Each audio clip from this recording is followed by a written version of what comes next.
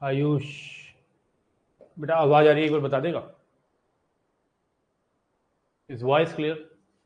Ayush good evening बेटा, good evening.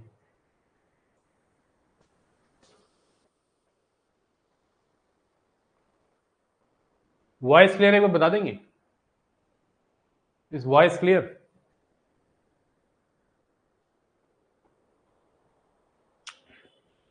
आज मैं एपी और जीपी दोनों को, एपी तो ऑलमोस्ट फिनिश है, पहले हम एपी के पीवाईक्यूज करेंगे कुछ, उसके बाद हम जीपी स्टार्ट कर रहे हैं।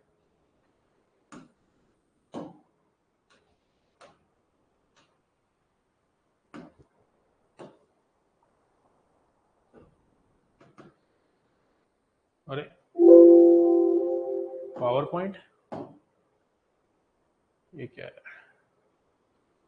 ओके, पावर पॉइंट में उसने पीपीटी बना दी लगता है, पीपीटी बना दी है, कोई बात नहीं।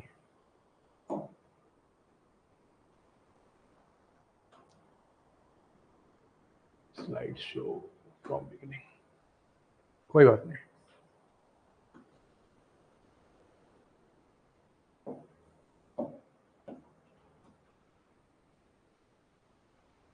सीक्वेंस इन सीरीज कि हम सबसे पहले हम पीवाईक्यूज करने वाले हैं आज। क्या करने वाले हैं? PYQs.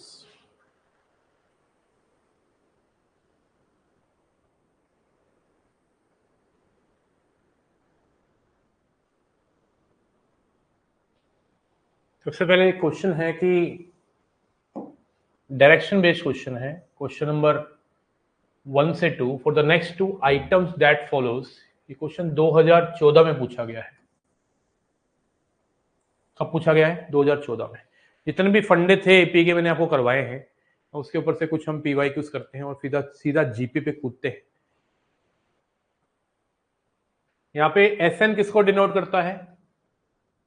Some of N terms को, और आपको 3SN दे रखा है S2N, और अगर S3N SN के इक्वल है तो रेशियो होगा। यहाँ थोड़ा सा मिस्टेक हो गई है, व्हाट इज रेशियो ऑफ? तो सबसे पहले मैं आपको बताना चाहूंगा कि अगर S1 जो है, इसको छोड़ दो क्वेश्चन को एक मिनट के लिए, सम ऑफ एन टर्म्स, S2 अगर है सम ऑफ 2n टर्म्स, और S3 क्या कहता है? Sum of 3n terms. तो S3 जो होता है, ठीक है जी, 3 times of S2 minus S1 होता है। आपको याद रखनी है बात। S3 जो होता है वो 3 टाइम्स S2 माइनस S1 होता है, ये बात आपको याद रखनी है, भूलनी नहीं है। अगर किसी एपी के अंदर n टर्म्स का सम, 2n टर्म्स का सम और 3n टर्म्स का सम, मान लो S1 S2 S3 है, तो समझ लीजिएगा एक ये रिलेशन हमेशा होता है S3 equal to 3 times of S2 minus S1। ये अपने आप में एक क्वेश्चन है बहुत प्यारा। अब यहां पे उसने बोला है Sn किसको डिनोट करता है? सम ऑफ n टर्म, मतलब S1 की जगह उसने Sn दे दिया है, तो S2 की जगह S2n हो जाएगा और S3n की जगह S3n हो जाएगा। मतलब वही बात हो गई, मैंने सम ऑफ n टर्म्स लिखा है S1 को, तो मैं उसको Sn भी लिख ही सकता हूं। तो एक तरह से हमारे क्वेश्चन के अकॉर्डिंग और इस रिजल्ट के अकॉर्डिंग S3n जो हुआ that is 3 times S2n minus Sn, right. अब देखते हैं हमारे क्वेश्चन में क्या कहता है। कह रहा है S3n और Sn का रेशियो बताओ अगर आपको S2n और Sn के बीच में रिलेशन दे रखा है कि S2n जो है वो 3 टाइम्स ऑफ Sn है। तो सोचो, ये आपको पहले से ही पता था, और S2n is 3 times of Sn, तो 3Sn में से एक Sn गया 2 इंटू 3 6Sn। तो S3n और Sn के बीच में जो रेशियो आ गया वो 6:1 आ गया। तो यहां पे वैल्यू आ गई 6:1। तो याद रखिए किसी एपी के अंदर n टर्म का सम, 2n टर्म्स का सम और 3n टर्म्स का सम अगर Sn, S2n, S3n है तो इस रिलेशन को आप याद रखिए और इसको आप ड्राइव कर सकते हैं। जैसे इस रिलेशन को याद रखिए, दोनों मतलब एक ही है। अब देखिए ड्राइव कर सकते हैं। लेफ्ट हैंड साइड क्या है, 3n टर्म्स का सम, राइट हैंड साइड क्या है 3 टाइम्स S2n, तो 2n by 2 2a plus 2n minus 1d minus Sn, n by 2 2a plus n minus 1d। आप इसको अगर सॉल्व करोगे ना तो लेफ्ट हैंड साइड और राइट हैंड साइड बराबर मिलेगी। वो लेफ्ट हैंड साइड तो लेफ्ट हैंड साइड बनी हुई है। अगर आप राइट हैंड साइड को सॉल्व करोगे ना तो यहाँ से n कॉमन लो और 2 कॉमन लो, तो 3n बाई 2 आ गया बाहर, ठीक है ना। n बाई 2 कॉमन ले लिया तो क्या बचा 4a, ठीक है ना। 2 times 2n minus 1d minus 2a minus n minus 1d, तो 3n by 2 4a minus 2a कितना हो गया 2a प्लस d कॉमन कितना बन गया 4n minus 2 minus n plus 1, तो 3n by 2 2a plus 3n minus 1d। देख रहे हो आ गई लेफ्ट हैंड साइड। तो पहली बात तो ये है कि किसी भी एपी के अंदर n टर्म का सम, 2n टर्म का सम, 3n टर्म का सम अगर है, Sn, S2n, S3n या S1, S2, S3 ले लिया, तो S3 जो होगा मतलब 3n टर्म का सम जो होगा वो थ्राइस होगा 2n टर्म के सम माइनस n टर्म्स के सम में से। ऐसे भी समझा दिया मैंने, और n 2n 3n लेके समझाना ज्यादा इजी है। ये रिलेशन मैंने ड्राइव भी कर दिया और इसके ऊपर कनेक्टेड क्वेश्चन आया था 2014 के सेकंड पेपर में। मैं उम्मीद कर रहा हूं कि बेहतरीन क्वेश्चन था, बेहतरीन तरीके से इस रिजल्ट का यूज हुआ। जिस बच्चे को ये रिजल्ट ना पता हो तो सोचो वो कितना बुरा फंसेगा। वो तो बस करता ही रहेगा, पहले तो यहाँ पे S2n और Sn का फॉर्मूला लगा के A और D के बीच में रिलेशन निकालेगा, फिर यहाँ पे पुट करेगा उस A और D के रिलेशन को, और फिर 6:1 उसका आंसर आएगा, आंसर आ जाएगा। मैं उम्मीद कर रहा हूँ क्लैरिटी है, फीलिंग है। अब हम आगे बढ़ सकते हैं, देखें और क्या आ रहा है क्वेश्चन। आज ना ही गलती से सर से पीपीटी बन गई है, ठीक है ना। देखो एक और क्वेश्चन 2016 के सेकंड पेपर में आया है ये। अच्छा ये उसी का सेकंड पार्ट है, सॉरी यार, उसी का सेकंड पार्ट है। अब की बार जो उसने पूछ लिया है, अब की बार जो उसने पूछ लिया है मेरे भैया, वो है S3n रेशियो S2n। तो वो इस बार दे रखा है S2n equal to 3Sn, same ही दे रखा है। अब आपको फिर से पता है वही चीज दोबारा यूज करेंगे, 3 times of S2n minus Sn, और अब की बार जो रिलेशन दे रखा है वही सेम दे रखा है। लेकिन अब की बार जो मैं करने वाला हूं, उसने बोला है कि S2n का रिलेशन जो है कितना है, S2n का रिलेशन जो है ये है, तो S3n अभी निकाल लिया था हमने, कितना आ गया था 6Sn। भाई S3n अपॉन में Sn कितना आया था 6:1 आया था कि नहीं। लेकिन हमसे अब वो क्या पूछ रहा है, S3n अपॉन में S2n पूछ रहा है बेटा, ये पूछ रहा है। S3n अपॉन में S2n पूछ रहा है। ओके, हमारे पास जो आया है वो क्या आया है, हमारे पास ये आया है। S3n को तो ऊपर ही रखना है। अब Sn की जगह तो क्या लिख सकता है, S2n बाई 3 को ऊपर ले जाओ, है ना। इस Sn की जगह पे तू क्या लिख सकता है, S2n बाई 3 को ऊपर ले गया, 3 2 S3n अपॉन में S2n कितना आ गया 2:1, ए ऑप्शन। मैं उम्मीद कर रहा हूं कि क्लियर है आपको एकदम मामला ओम प्रकाश है, राइट। क्लैरिटी है कि नहीं, बढ़े आगे और देखते हैं। उसके बाद क्वेश्चन आया 2014 के सेकंड पेपर में। 2014 के सेकंड पेपर में जो क्वेश्चन आया वो कुछ इस प्रकार था। इसके अंदर टोटल मुझे लग रहा है कि 2-3 क्वेश्चन थे नीचे, इसके अंदर टोटल 3 आइटम थी। क्वेश्चन कहता है कि एक फंक्शन है ax² plus bx plus c जो f1 equal to f minus 1 को होल्ड कर रहा है। तो सबसे पहले एक काम करते हैं, f1 equal to f minus 1 रख देते हैं। f1 कितना होगा जब 1 रखेंगे, a प्लस बी प्लस सी, और f माइनस 1 क्या होगा, a माइनस बी प्लस सी। तो यहां से c से c गया, a से a गया, तो b की वैल्यू कितनी आ गई 0। तो आप कह सकते हैं fx की वैल्यू आ गई ax² प्लस सी। ये हमारा फंक्शन बन गया, मतलब b का काम खत्म। फंक्शन में b 0 है क्योंकि f1 जो है f-1 को होल्ड कर रहा है। f1 का मतलब है जब आप x की जगह 1 डालेंगे, और f-1 का मतलब है जब आप x की जगह -1 डालेंगे। ये 2014 के सेकंड पेपर में आया वो क्वेश्चन है, 3 आइटम आई थी एक साथ। एबीसी एपी में दे रखा है, आपसे पूछ रहा है what is the value of B. पहला क्वेश्चन तो कितना सिंपल है यार, बी की वैल्यू तो अभी निकाली हमने 0 है, ये कोई क्वेश्चन हुआ यार? ये तो सीधा फंक्शन का क्वेश्चन हो गया। f1 इक्वल टू f-1 किया, बी की वैल्यू 0 आ गई यार। पहला क्वेश्चन तो बहुत ही सिंपल निकला। अब देखें आगे क्या कहता है। आगे क्या कहता है? आगे कहता है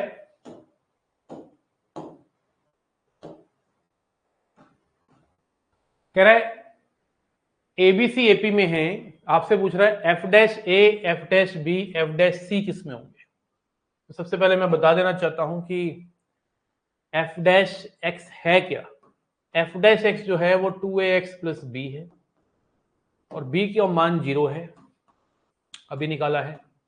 तो एक्चुअली हमारे पास आ गया 2ax डेरिवेटिव। और अब वो कह रहा है F dash A, F dash B, F dash C क्या होगा।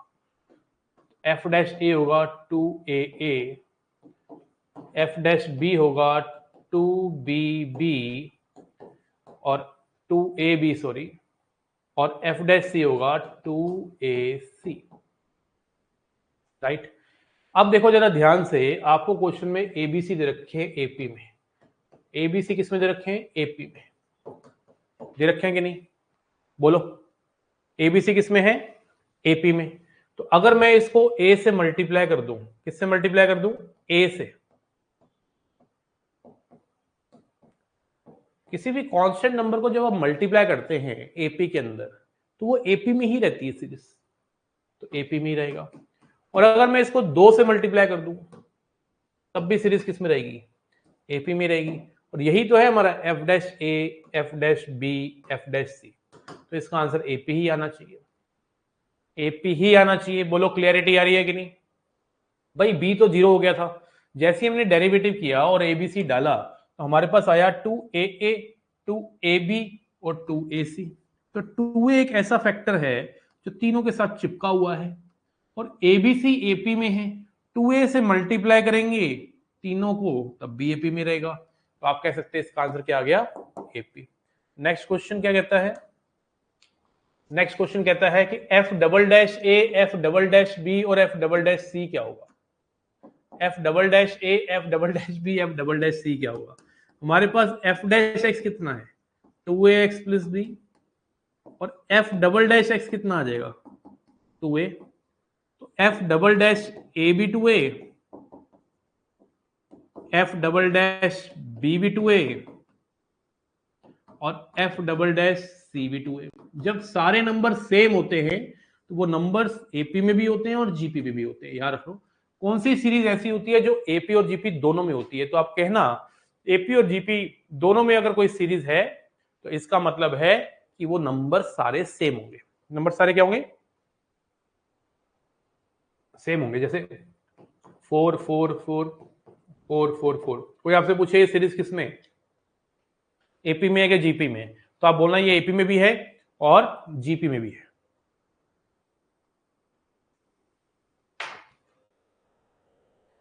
याद रहेगा कि नहीं? एपी में भी है और जीपी में भी है। किस किस को क्लियर है एक बार मुझे बताएंगे? पीवाई कुछ क्लियर हो रहे हैं?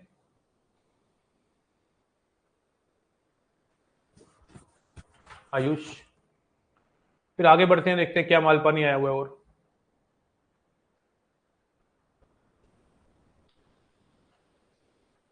ये 2016 के सेकंड पेपर में आया हुआ क्वेश्चन है। 2016 के सेकंड पेपर में पूछा गया क्वेश्चन है। एचपी में नहीं होगा। एचपी में क्यों होगा बेटा? एचपी कहां से आ गया यार?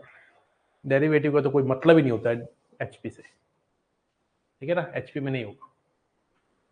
ये क्वेश्चन कहता है six term of N AP is 2। तो सिक्स टर्म का मतलब हो गया a plus 5d, and common difference is greater than 1।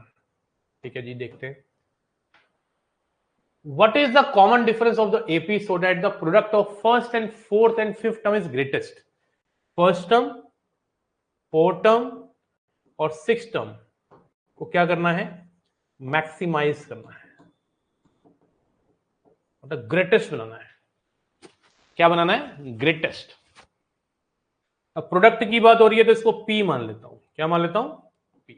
तो A1 A है, A3 होगा A plus 4D, sorry 3D, और A5 होगा, A6 होगा A प्लस 5D। अब आपको इसको ग्रेटेस्ट बनाना है तो सबसे पहले इसकी हेल्प से आप क्या करो, इसको टोटल इसकी हेल्प से D में कन्वर्ट कर लो, क्योंकि एक्चुअली आपको निकालना D है। तो हम क्या करेंगे, A की जगह रखेंगे 2 minus 5D, 2 minus 5D plus 3D, 2 minus 5D plus 5D। ये कट गया, कितना बच गया, प्रोडक्ट कितना आ गया, 2 minus 5D and 2 minus 2D,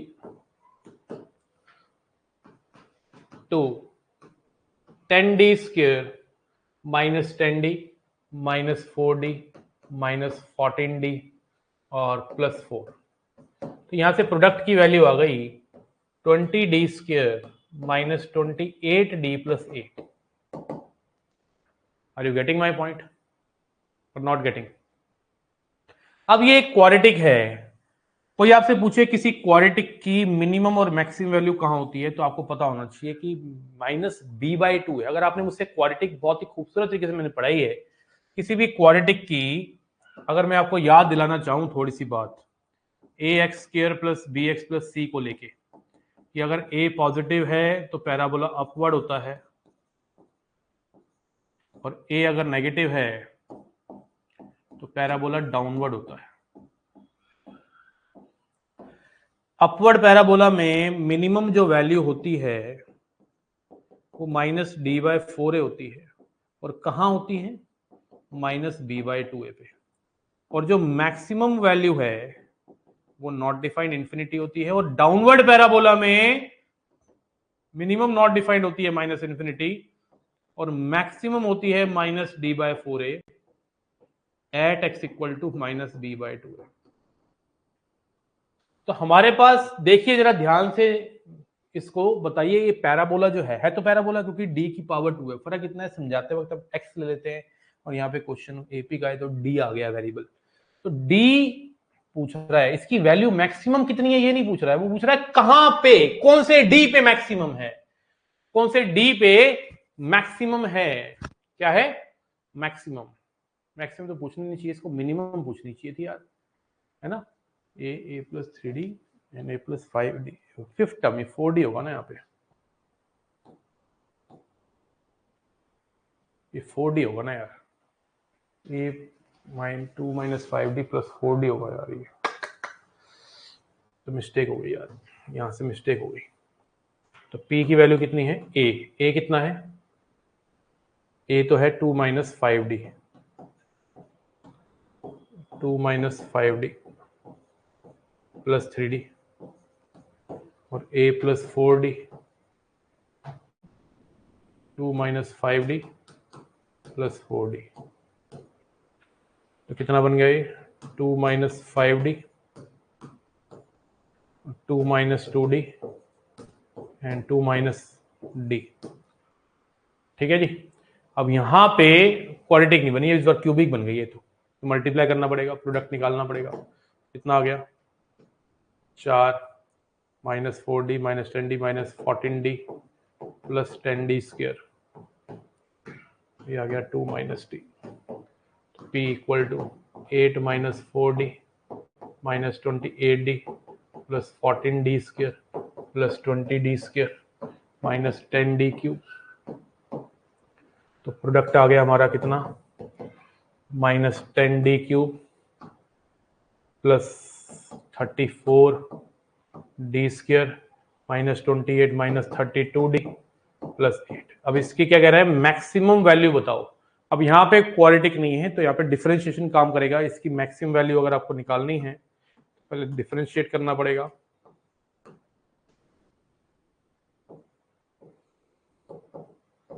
और फिर इसको एक बार 0 के इक्वल रखना पड़ेगा। जैसे आप 0 को इक्वल रखेंगे तो यहाँ पे एक क्वाड्रेटिक बन गई खूबसूरत सी। इस क्वाड्रेटिक को सॉल्व करेंगे। क्वाड्रेटिक को सॉल्व करने के लिए मैं सोच रहा हूँ पहले कुछ कॉमन ले लूँ। कॉमन लूंगा तो मैं थोड़ा कलर चेंज कर लूँ पेन का।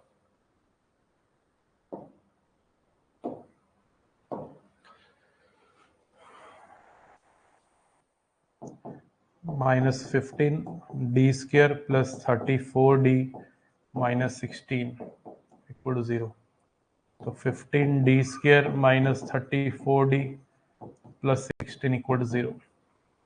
3 और 5, 2 2 2 2 3 और 5, 5 ये 15 दूनी 30, 15 30 से तो 34 है, 2 to the 4 8 से 24, 24 और 10 आ गया।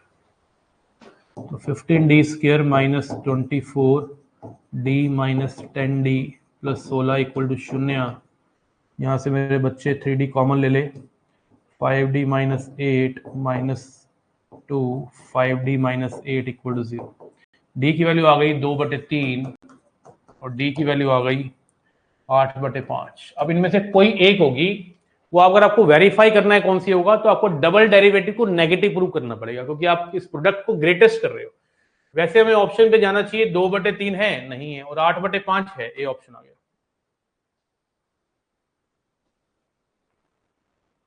एचपी नहीं होता बेटा, याद रखना। ओके, हाँ ऑप्शन दिया हुआ है 8/5। एचपी एक ऐसी सीरीज होती है जिनका रेसिप्रोकल करके डिफरेंस निकाल के एपी में रहे। अगर सारे नंबर सेम हो जाएंगे तो उनको उल्टा करके डिफरेंस 0 हो जाएगा, और डिफरेंस 0 हो जाएगा तो भाई फिर तो कोई भी टर्म जो है ना एचपी की कभी 0 नहीं हो सकती। दैट्स वाई, याद रखना इस बात को। एचपी की कोई सी भी टर्म 0 नहीं हो सकती बेटा। ओके,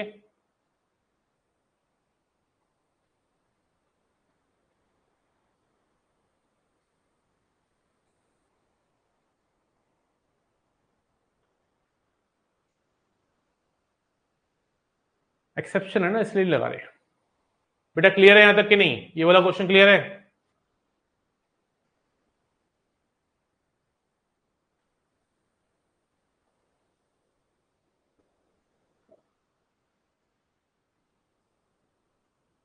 कोई भी सीरीज में एचपी की कोई भी नंबर 0 नहीं हो सकता कभी। आइए अब आगे बढ़ते हैं।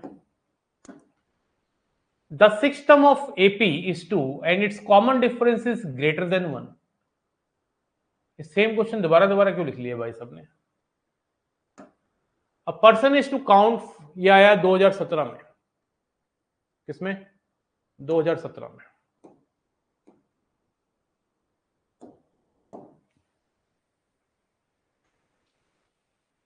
बट सर डिफरेंस तो एपी में डिफरेंस 0 में कोई प्रॉब्लम नहीं है। डिफरेंस एपी में है तो कोई प्रॉब्लम नहीं है, समझ रहे हो?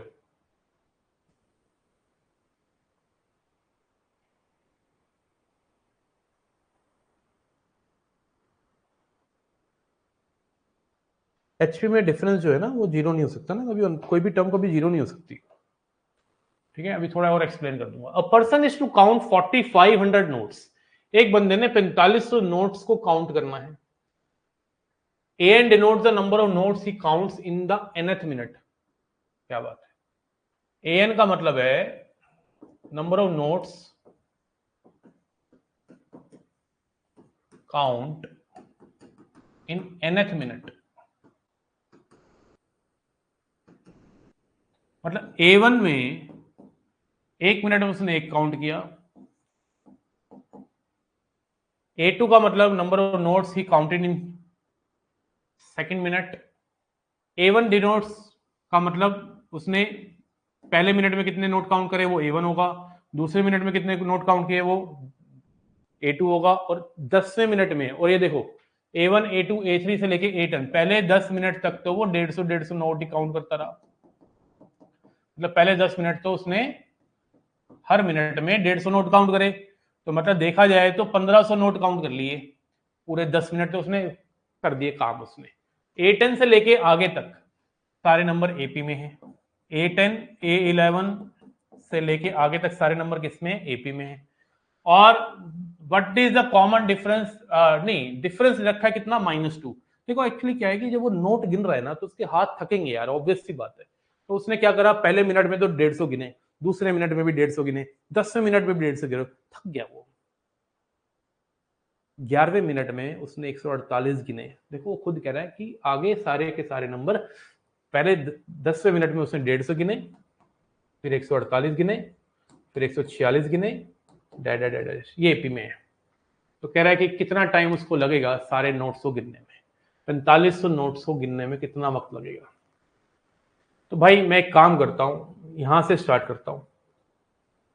सिंपल सी बात है, पहले 10 मिनट के अंदर तो वो 1500 नोट गिन चुका है, तो 4500 नोट में से 1500 नोट तो गिने जा चुके हैं। बस आपको ये पता लगाना है कि ये नंबर्स को ऐड करके 3000 कब आएगा। तो मान लो ये नंबर कितना है, n है, और फर्स्ट टर्म कितनी है, 148, और d कितना है, -2। इसको सॉल्व करना है बस आपको। तो यहां से 2 से ये 2 चला गया और ये चला गया, तो कितना आ गया, n 148 माइनस n प्लस 2, 3000। कितना आ गया, 150n minus N square equal to 3000, N square minus 150n plus 3000। अब 3000 को हमें थोड़ा सा भिड़ाना पड़ेगा, 3 into 2 into 2 into 2, 5 into 5 into 5। ठीक है जी। अब क्या किया जाए कि ये बन जाए। ठीक है जी,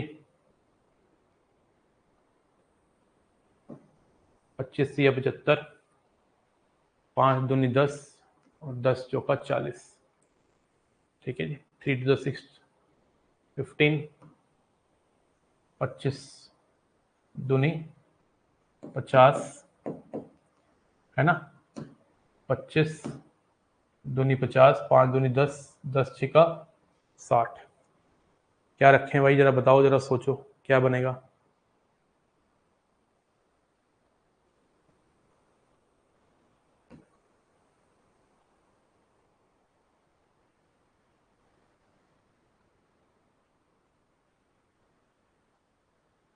बढ़िया है नितिन, बहुत बढ़िया है।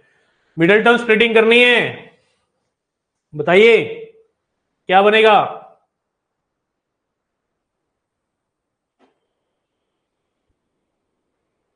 8 या 24, 125।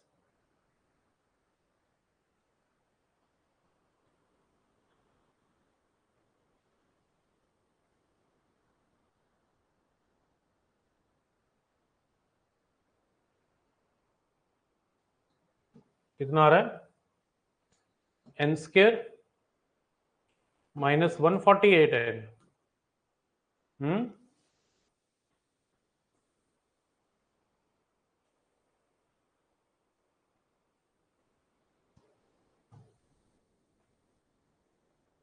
एन होगा ना ये।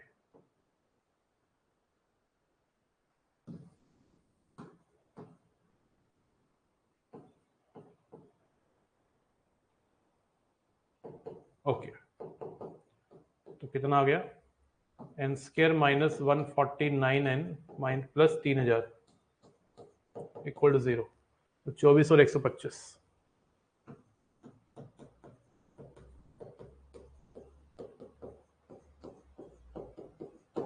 तो एन की वैल्यू आ गई 125 और 24। 125 मिनट तो बहुत ज्यादा है ना। तो 24 मिनट लग गए इन 3000 नोट्स को गिनने में, और 10 मिनट पहले लगे थे, क्योंकि हर मिनट में 150 काउंट करके तभी तो 1500 नोट गिने थे। तो इसका आंसर आ गया 34 मिनट। कितना आ गया, 34 मिनट। ये हमारा 2017 का क्वेश्चन है। बोलो क्लियर है कि नहीं, जल्दी बताएंगे बेटा।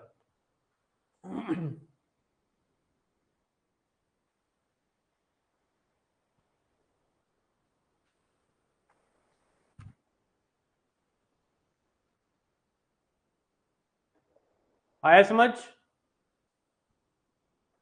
कि नहीं आया। हेलो, हाँ जी मैम। हाँ, क्या कह रहे हो? 12 को कर दो, कोई बात नहीं।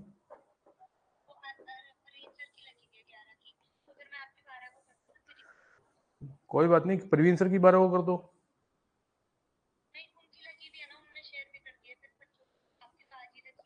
कोई बात नहीं मैम, 12 का बताता हूँ मैं आपको। अभी तो सर की तो कर दो स्केड्यूल, ठीक है। अभी 12 को कौन सा डे कौन सा है? आज 9 तारीख है मैम, परसों नहीं तरसों है। कौन सा डे है? फ्राइडे है।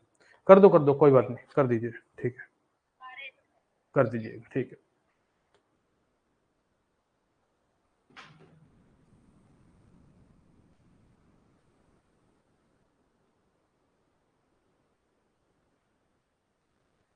नेक्स्ट क्वेश्चन कहता है, if the sum of m terms is n and sum of n terms is m, find the sum of m plus n terms।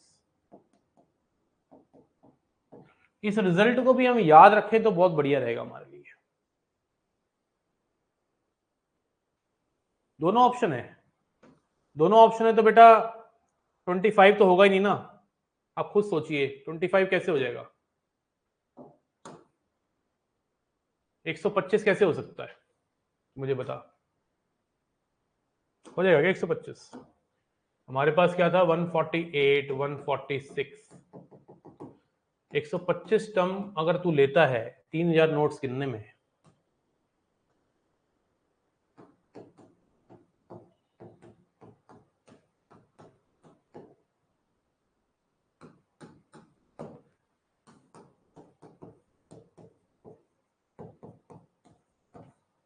तीन हजार ही आएगा क्या?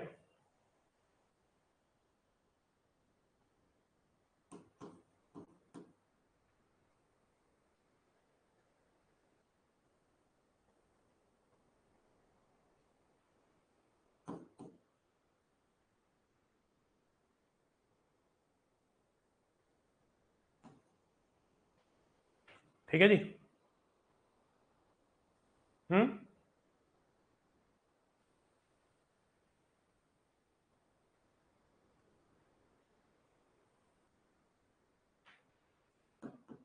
125 इंटू 2, 250, 2500, और 125 इंटू 4, 500। 125 मिनट तो ये हो गए।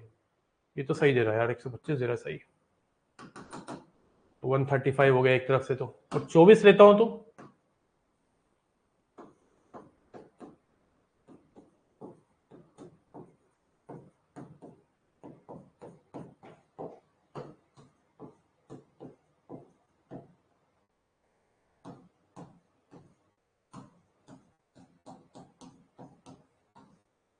तब भी यही आ रहा है।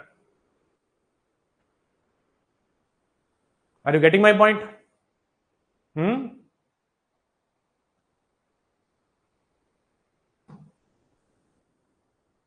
24 मिनट्स में भी 3000 नोट गिने जा रहे हैं, और 125 मिनट में भी 3000 नोट गिने जा रहे हैं, है ना? क्यों?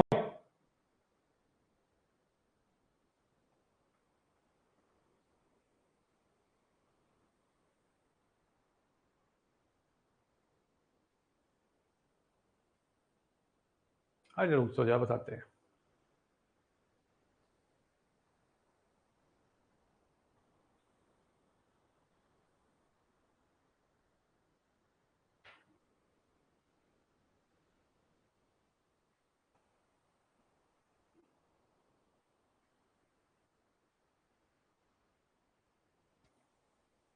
कुछ मिस्टेक हुई है यहाँ पे, 125 तो रॉन्ग है। 125 मिनट तक अगर मैं नोट काउंट करूंगा, 125 मिनट तक, तो 125वीं टर्म कौन सी हो जाएगी? इसकी 125वीं टर्म कौन सी होगी? 148 प्लस 124 इंटू डी -2, तो नेगेटिव में चला जाएगा नोट गिनना। नेगेटिव नोट तो नहीं हो सकते ना बेटा। Are you getting my point? भाई बात को समझो, अगर मैं 125 मिनट लूंगा इन नोट्स को गिनने में, तो 148 146 एक टाइम ऐसा आएगा कि आप 2 नोट गिन पा रहे होगे, और हो सकता है एक टाइम ऐसा है कि आप नोट 0 नोट गिन पाओगे। जब -2 कर रहे हो तो आंसर नेगेटिव में भी तो जाएगा। तो अगर मैं 125 मिनट लगवाता हूं तो 125वां जो टर्म आ रहा है वो नेगेटिव आ रहा है। 125वां क्यों? बहुत कम बीच में ही नेगेटिव आना स्टार्ट हो जाएगा। समझ रहे हैं? आई थिंक 74th से 75th टर्म भी नेगेटिव आना स्टार्ट हो जाएगा।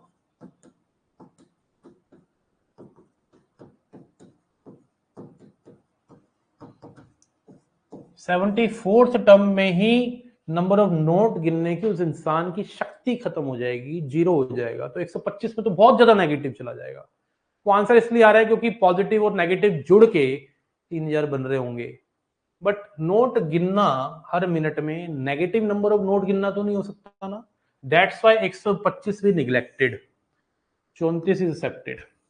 Are you getting my point और नॉट गेटिंग माई पॉइंट? बोलो, got it? This is a reason we are not taking 125। 125 minute में अंदर 74वें मिनट में ही नंबर ऑफ नोट्स जो हो जाएंगे गिनने वाले 0 हो जाएंगे, 75 में माइनस में चले जाएंगे, तो बहुत नेगेटिव हो जाएंगे। नेगेटिव पॉजिटिव को जोड़ के वो बात अलग है कि 3000 ऐड हो गया, 3000 आ गया, but actually we can not take the terms negative because ये क्वेश्चन नोट्स का है। चीजों को देखना पड़ता है, कई बार चीजें ऐसी होती हैं जिसमें हम चीजों को नेगेटिव नहीं ले सकते। अब जैसे ये क्वेश्चन है, if the sum of m terms is n and sum of n terms is m, तो sum of m plus n terms पूछ रहा है। तो इस क्वेश्चन को मैं पूरा सॉल्व करूंगा, उसके बाद मैं आपको ये भी बताऊंगा कि इसके रिजल्ट को हमें याद रखना है। m/2 2a plus m-1d equal to n,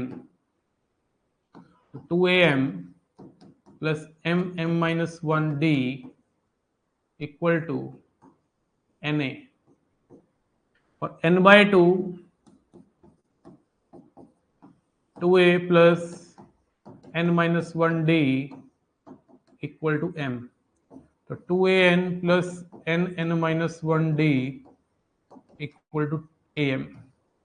यहाँ पे 2n आना था, ये 2m हो गया। इसमें से इसको घटा दे, 2am-n plus d common m² minus m minus n² plus n 2n-m 2am-n plus d m-n m plus n minus m-n equal to -2 n minus m minus n m-n m-n m-n m-n निपट गया। Are you getting my point? कितना बच गया? 2a plus m plus n-1 d equal to -2। ध्यान से देखिए इसको, ठीक है। अगर मैं m प्लस n/2 से डिवाइड कर दूं, मल्टीप्लाई कर दूं लेफ्ट में, और राइट में भी मल्टीप्लाई करना पड़ेगा बैलेंस रखने के लिए। Are you getting my point? तो ये चीज जो लेफ्ट में बनी है that is sm plus n, तो इसका आंसर आ गया m plus minus m plus n। तो ये इसका आंसर है डी ऑप्शन। अगर कोई हमारे पास एपी के अंदर sum of m terms n है and sum of n terms m है, then sum of m plus n terms जो होंगी वो माइनस m प्लस n होगी।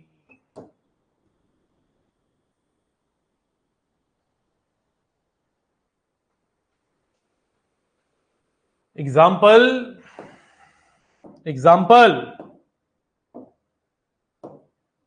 अगर मैं कहता हूं कि 11 टर्म का सम 15 है और 15 टर्म का सम 11 है, देन 26 टर्म का सम जो होगा -26 होगा। 15 और 11 26, तो 26 टर्म का सम -26 होगा। ठीक है भाई, तो ये क्वेश्चन आया 2017 के पहले पेपर में, डायरेक्ट रिजल्ट है। कुछ चीजें हमें पीवाईक्यू से भी सीखने को मिलती है, डायरेक्ट रिजल्ट के ऊपर क्वेश्चन था। ठीक है जी, किस किस को क्लियर है, एक बार बताएंगे क्लियर है कि नहीं, जल्दी से बताएंगे क्लियर है कि नहीं।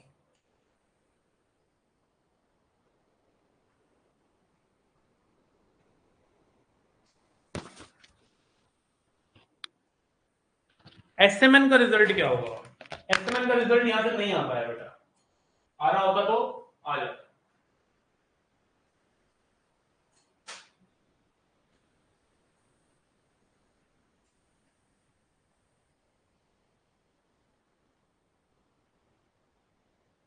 क्लियर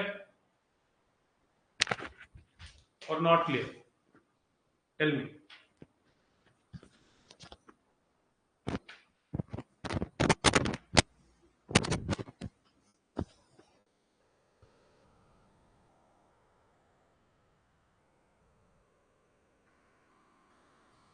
कह रहे हैं sum of P plus Q eight term and P minus Q eight term of N AP is equal to.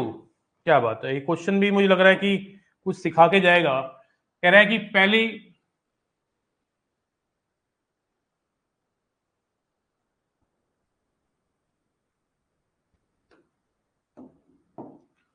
Sum of P plus Q eight term and sum of P minus Q eight term किसके equal होगी।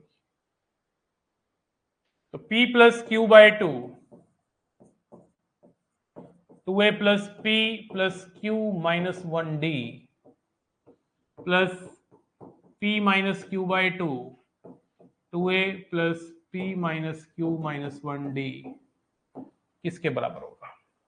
आप hit and trial भी लगा सकते हैं, छठी और सातवीं term, जैसे मान लो मैंने p एट टर्म ले ली 7 और q एट टर्म ले ली कुछ ले ली, तो उनका एडिशन और सब्ट्रैक्शन पूछ रहा है। कोई बात नहीं, हम थोड़ा सा इसको सॉल्व करते हैं। कितना आ गया, A P plus Q plus A P minus Q, ठीक है ना, प्लस डी कॉमन, तो p plus Q minus 1/2, p minus Q minus 1/2, यही तो पता लगाना है। तो a कॉमन आएगा तो कुछ कटा, q से q कटा, तो 2ap बच गया। यहां से d भी कॉमन है, 2 भी कॉमन है, कितना आ गया, P square plus P Q minus P plus P Q plus Q square minus Q plus P square minus P Q minus P Q plus Q square plus Q. तो ये P Q से P Q चला गया और कुछ कुछ कुछ कुछ होगा, इस पी क्यू से ये पी क्यू चला गया, क्या बच गया, 2ap plus D by 2, p square plus p square is 2p square, q square plus q square is 2q square minus p,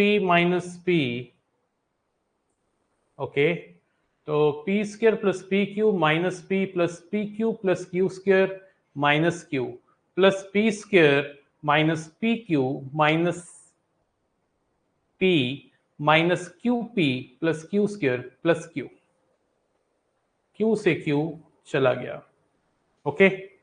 ये माइनस पी बचा था यहाँ पे और यहाँ पे भी माइनस पी बचा था, तो माइनस पी और माइनस पी माइनस 2p, ठीक है जी, ओके ओके।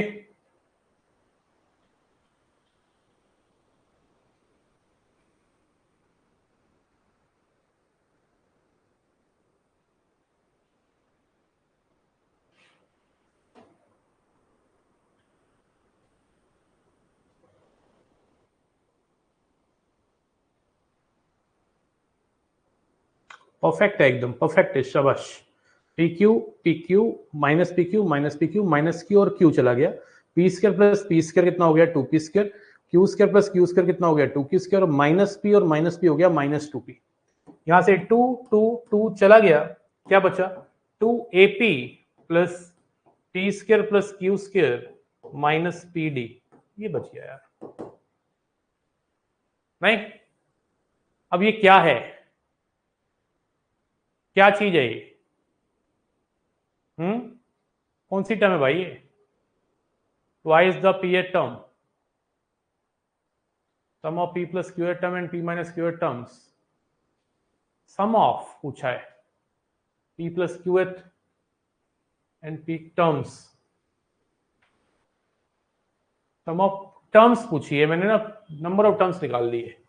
इतना बेसिक क्वेश्चन था, इतना कॉम्प्लिकेटेड बना दिया। वो कह रहा है कि पी प्लस क्यू टर्म का और पी माइनस क्यू टर्म का सम पूछा हुआ है, क्या होगा? तो ये हो गया A plus P plus Q minus 1d और a plus P minus Q minus 1d, इसका दोनों टर्म्स का सम पूछा हुआ है।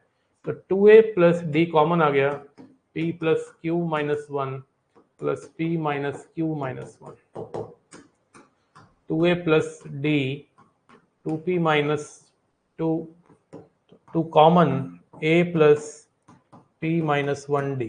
तो ये कौन सी टर्म है? Twice of p eighth term, D option. आप समझ रहे हो क्या पूछा था? p plus Q eight term और p minus Q eight term का सम पूछा है। मैंने क्या कर दिया, p प्लस क्यू टर्म्स का सम और p माइनस क्यू टर्म्स का सम कर दिया। उसने पूछा था एक एपी के अंदर p plus Q eight term का सम और p minus Q eight term का सम किसके बराबर होगा। मतलब वो कह रहा है कि 7 plus 4th term and 7 minus 4th term का सम, मतलब 11वीं टर्म और तीसरी टर्म का सम किसके बराबर होगा? ट्वाइस ऑफ 7वीं term. Are you getting my point? यहां से एक देखो नई चीज सीखने को मिलती है। जैसे मान लो उसने बोला कि 15वीं टर्म और फर्स्ट टर्म का सम क्या होगा। अब 15वीं टर्म का मतलब है 8 प्लस 7 और फर्स्ट टर्म का मतलब है 8 माइनस 7। अगर आप ऐसे लिख पाते हो तो इनका सम होगा twice of 8th term, twice of 8th term. बोलो हाँ या ना? जो मैंने सिखाने की कोशिश करी आप समझे? मान लो मैंने बोला कि आपको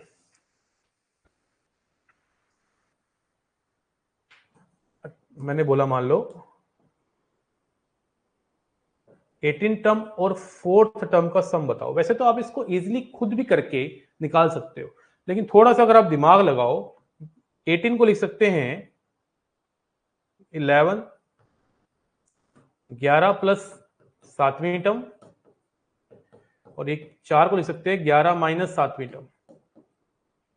तो इसका जो आंसर आएगा वो ट्वाइस ऑफ 11वीं टर्म होगा। आप निकाल के देख लो बेशक। भाई 18वीं टर्म का क्या मतलब है? 18वीं टर्म का मतलब है a प्लस 17d और चौथी टर्म का मतलब क्या है? a plus 3d। तो देखा जाए तो ये क्या हो गया 2a प्लस 20d। 2 कॉमन लेना जरा, कितना आएगा 2a प्लस 10d और a प्लस 10d क्या है? 11वीं टर्म तो है, ये आ गया। Are you getting my point? तो हमने सीखा p प्लस क्यूएट टर्म और p माइनस क्यूएट टर्म का सम AP के अंदर ट्वाइस ऑफ पीएट टर्म होता है, ट्वाइस ऑफ पीएट टर्म होता है। मतलब हमने सीखा क्या? हमने एक और एग्जांपल लेना है, ठीक है ना। Sum of p plus sum of l plus M term plus sum l minus M term, इनका सम जो होगा वो ट्वाइस ऑफ lth टर्म के इक्वल होगा। क्लैरिटी आई? ये रिजल्ट आपको डायरेक्ट याद होना चाहिए। Sum of p plus Qth and p minus Qth term of NAP is twice the pth term. What is the fourth term of an AP of an AP of n terms? Fourth term क्या होगी जिसका Sn दे रखा है? कितना दे रखा है Sn? Sn दे रखा है n+1 और आपसे कह रहा है कि 4 टर्म क्या होगी, तो यू मस्ट नो कि A4 होता है S4 - S3, हाँ या ना। अब यहां पे अगर आप 4 डालते हो तो 4 और 5 20 हो गया, और 3 डालते हो 3 चौका 12 हो गया, तो 8 आ गया। कितना आ गया? 8। बोलो क्लियर है कि नहीं? क्लैरिटी आई है कि नहीं? तो ये था हमारा 2019 के पहले पेपर का क्वेश्चन। हाँ जी, मामला ओम प्रकाश है। चलिए, बहुत खुशी की बात है, ये तो खुशी के आंसू है।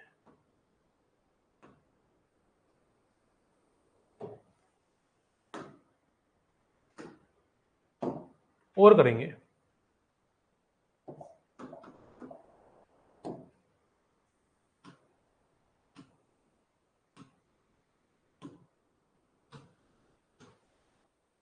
दो 2019 का पहला पेपर था ना वो, 2019 का सेकंड पेपर पे आते हैं।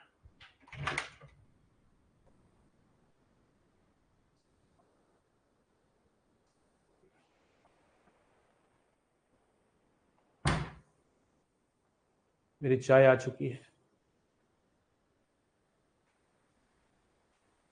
हाँ वो तो है बेटा, अब क्या करें, ये जीवन है तो जीना तो पड़ेगा बेटा, क्या कर सकते हैं इसमें। सिर्फ एपी के क्वेश्चन उठाने वाला हूं मैं, जो दिखेंगे मुझे, मैं पहले बता दूं, वो भी दिखेंगे तो दिखते तो हैं ही। कई एक बार तो एपी जीपी से 7 क्वेश्चन आए थे, आपको पता है बात, बहुत अंदर की बात है।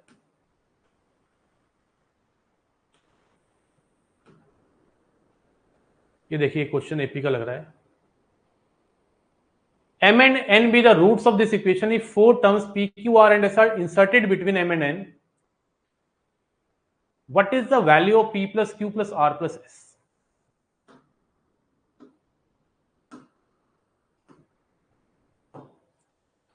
पहली बात तो इसके दो रूट्स हैं M और N, तो M प्लस N कितना हो गया? 16, और MN कितना हो गया? 39। और आपको वो कह रहा है कि M और N के बीच में 4 नंबर इंसर्ट करे हैं और वो फॉर्म कर देते हैं एपी, PQRS। आपको पता है एपी की फर्स्ट और लास्ट का सम, सेकंड लास्ट का सम, और थर्ड लास्ट का सम बराबर होता है। अब देखो आपसे पूछा क्या गया है, P plus Q plus R plus S, तो P plus Q plus R plus S, तो P और S का सम और Q प्लस आर बराबर होंगे, तो twice of P plus S लिखने में कोई बुराई नहीं है। और P प्लस S जो है वो M प्लस N के बराबर है, और M प्लस N 16 के बराबर है, 16 दूनी 32 आ गया। C option. बोलो हुई जुबान केसरी की नहीं? जल्दी बताएंगे बेटा। अभी मैंने कोल्ड ड्रिंक पी थी, अब मैं चाय पीऊंगा, थोड़ी जल्दी बना दी।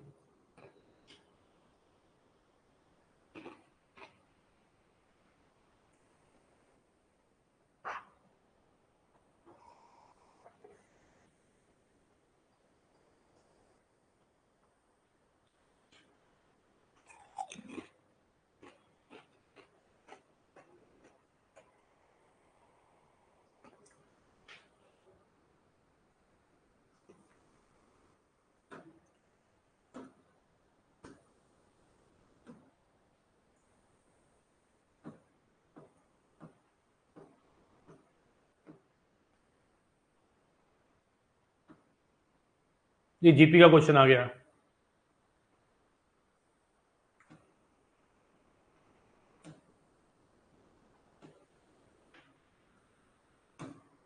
यहां पे क्वेश्चन है, what is the value of this. ये क्वेश्चन सीरीज का ही है, ये एपी का क्वेश्चन तो नहीं लग रहा, लेकिन हम इसको बेसिक समझ के कर सकते हैं। ये 101 टर्म है। अगर इन 101 टर्म को मैं ध्यान से देखूं तो पहली दो टर्म का सम -1 है, अगली दो टर्म का सम भी -1 है, और इसी तरह से 5 माइनस एंड में लास्ट में जो बचेंगी 99 माइनस 101 100, उनका सम भी -1 होगा। आप देख पा रहे होंगे कि माइनस साइन जो लग रहा है वो इवन के साथ लग रहा है, और प्लस में 101 होगा। तो पहली जो 100 टर्म है उनमें हर दो टर्म -1 बना रही है, तो -1 50 बार ऐड होके -50 हो जाएगा, और प्लस 101 है, 51 इसका आंसर आ गया। ये बेसिक क्वेश्चन है, ऐसा कुछ नहीं है। देखो सीक्वेंस सीरीज एक ऐसा चैप्टर है जो प्रैक्टिस बहुत मांगता है, लेकिन क्वेश्चन इतना कुछ खास नहीं आ रहा, देख रहे हो क्वेश्चन इतना कुछ खास नहीं है, इतनी कोई खास बात नहीं थी क्वेश्चन में, बताऊं तो आपको। अभी देखिए उसने बोला है 1 - 2 + 3 - 4 + 5 - 6 से लेके 99 - 100 + 101, इसकी वैल्यू निकालनी है। तो क्लियर दिख रहा है कि इवन वालों के साथ -1 है, इवन वालों के साथ माइनस साइन है, टोटल 101 टर्म है। इस 101 को तो छोड़ दो, बस इन 100 नंबरों की बात करें अगर, इन 100 नंबरों को मैंने 50 ऐसे ब्रैकेटों में डिवाइड कर दिया, -1 -1 -1 -1 -1 -1 -1 -1 50 बार ऐड होके -50 बना देंगे, प्लस में 101, तो ये 51 आ जाएगा।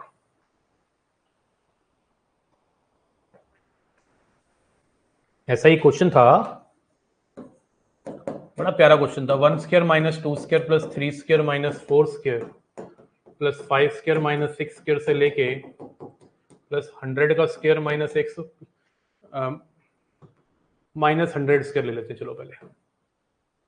तो मैं आपको ये दिलवाना चाहता हूं याद कि अगर ऐसा क्वेश्चन आ जाए तो इस क्वेश्चन में दो कैटेगरीज हैं, ये एन टर्म्स बोल दी उसने, मान लो मैं कुछ 101 102 नहीं ले रहा, तो यहाँ पे अगर एन इवन है, नंबर ऑफ टर्म्स इवन है, तो फॉर्मूला होता है -n(n+1/2),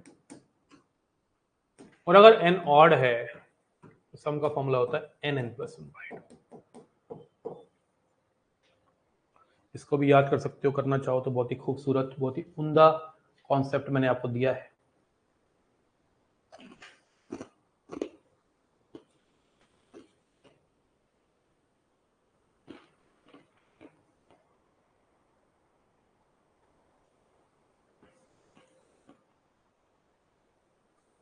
अब मान लो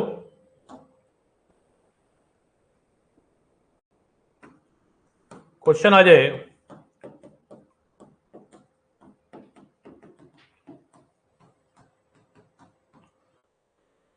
तो यहां पे क्लियर दिख रहा है टर्म्स क्या है, इवन है, तो आंसर सीधा लिखो -20 × 21/2 -210 आंसर है। और अगर आ जाता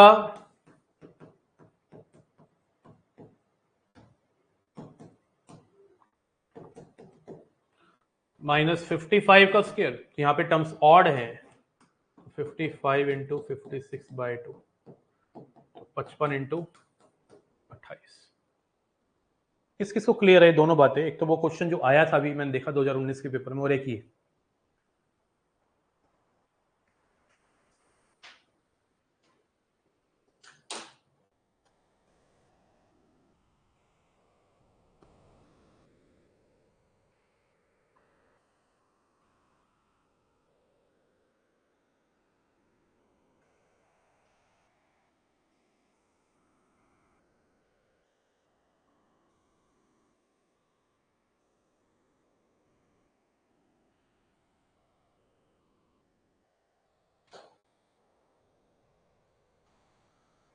ये क्वेश्चन एपी का है कि जीपी का है? बताओ ये एपी का क्वेश्चन है कि नहीं? चलो देखते हैं कितना आपको समझ आया अब तक एपी। ये क्वेश्चन एपी का है कि नहीं? कहीं लिखा नहीं है, देखो आपको खुद दिमाग लगाना और मुझे बताना है क्या ये क्वेश्चन एपी का है। I want to know from you,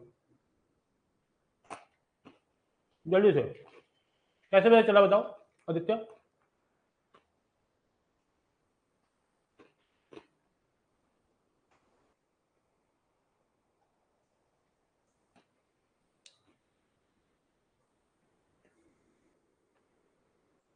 कैसे पता लगाया बेटा?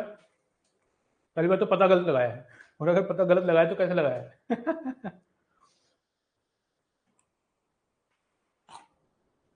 एपी का जो एसएन होता है ना बेटा, वो एक क्वाड्रेटिक होता है, मैंने पता नहीं कितनी बार सीखा हूं मैं, इस टाइप का होता है, उसमें कांस्टेंट टर्म में नहीं होती।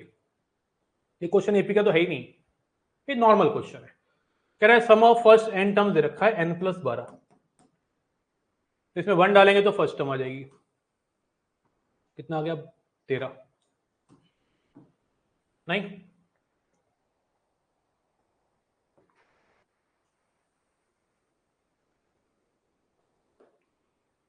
टू डालो। हेलो, नमस्ते जी। आपके फोन पे देखना क्या टाइम हुई है।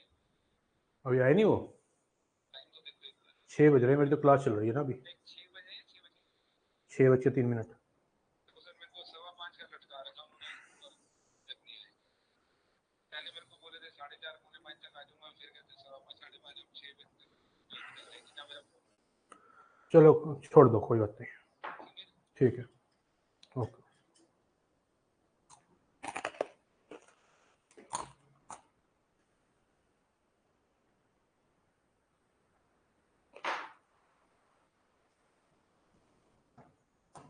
टू डालूंगा तो A1 + A2 आ जाएगा। 2 डालूंगा तो कितना आएगा? 14। तो 3 डालूंगा तो पहले 3 टर्म का सम आ जाएगा।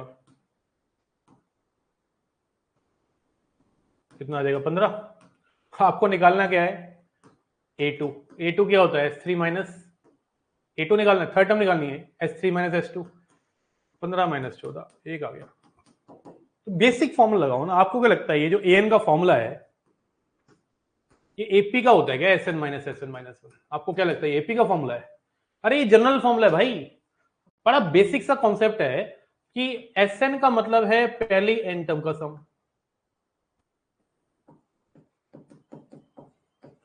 और SN माइनस 1 का मतलब है पहली n term n minus 1 terms का सम।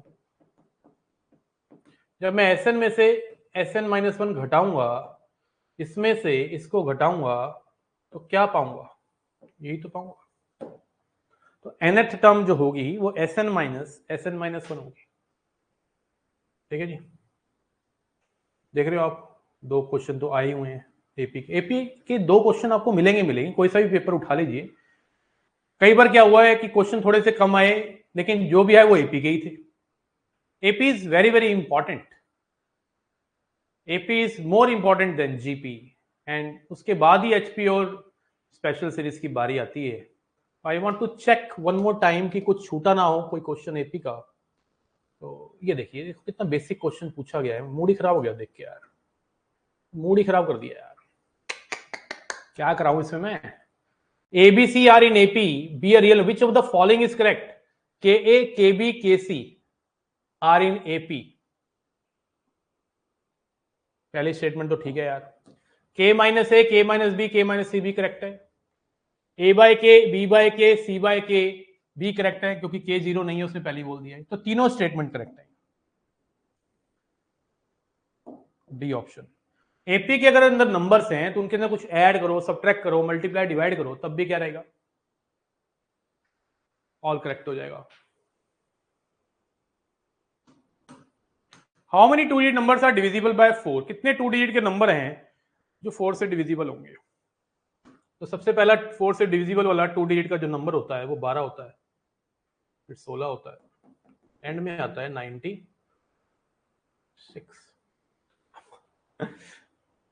डिविजिबल बाय 4 2 डिजिट के नंबर है 4 से डिविजिबल। ये रे, ये कोई क्वेश्चन है यार? इसको nth टर्म मान लो, पता चल जाएगा कितनी टर्म्स से।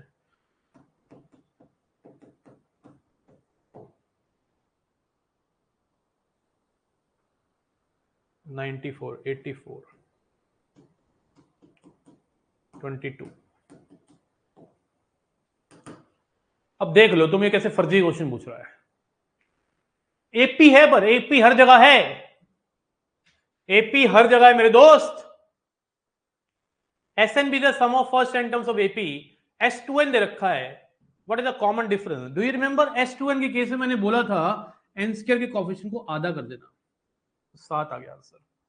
SN के केस में इन SN कॉमन डिफरेंस जो होता है वो डबल द कोएफिशिएंट ऑफ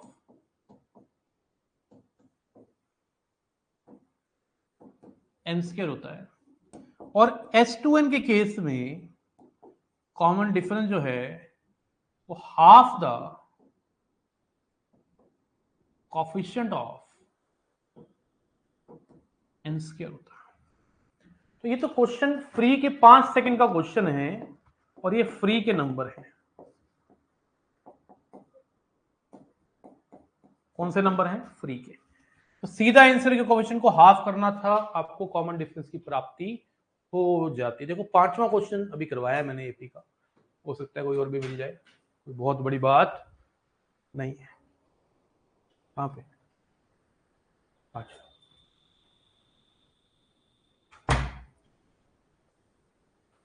ये जीपी है, बस ये है, ये हमारा 2019 का पेपर है, सेकंड 4/8। वैसे करेगा तब भी आ जाएगा बेटा प्रांशु, तब भी आ जाएगा बेटा।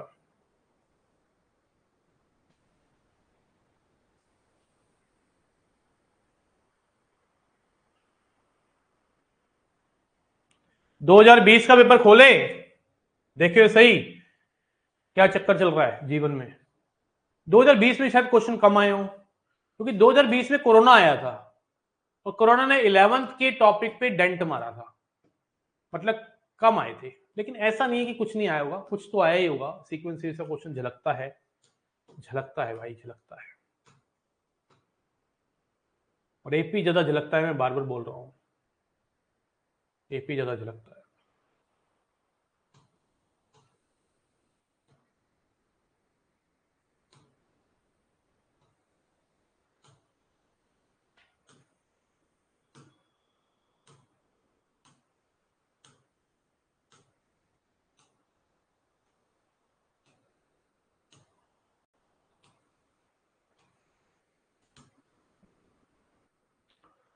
दो 2020 में 2 ही हैं, मतलब है ना, सही चल रहा हूं ना मैं, नीचे आएंगे ना इसका मतलब। हाँ, नहीं अभी तक तो नहीं, अभी तक तो नहीं। आ जाएंगे आ जाएंगे आ जाएंगे, कहाँ जाएंगे, हमारे होते हुए कहाँ जाएंगे। देखो यहाँ पे जीपी का क्वेश्चन है, अभी मैंने करवाया नहीं है, बहुत ही प्यारे टॉपिक हैं, ये करवाने हैं।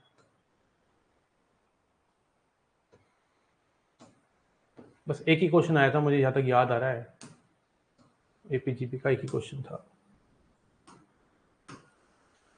हाँ, मैंने बोला था ना एक बार आपको क्लास के अंदर कि एक बार तो ऐसा हुआ कि एक ही क्वेश्चन आया, तो वो क्वेश्चन 2020 में ही था, वो भी जीपी का आया था। जीपी अभी हमने करी नहीं है।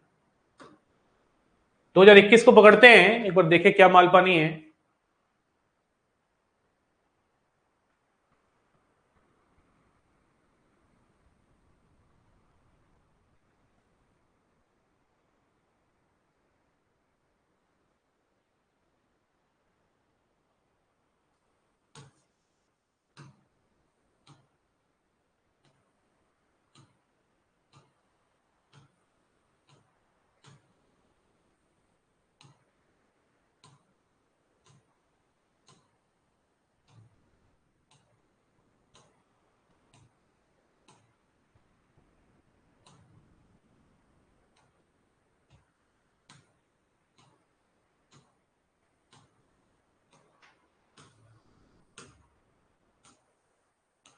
थोड़ा सा टाइम वेस्ट होता है इन चीजों में, क्योंकि इसको मैं टाइप नहीं करवा पाया था।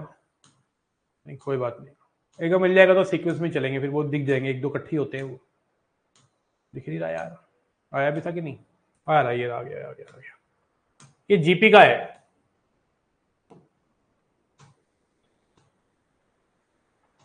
देखिए यहाँ पे एक क्वेश्चन है हमारे पास एपी का। एपी का क्वेश्चन तो सबसे ज्यादा फेमस होता है।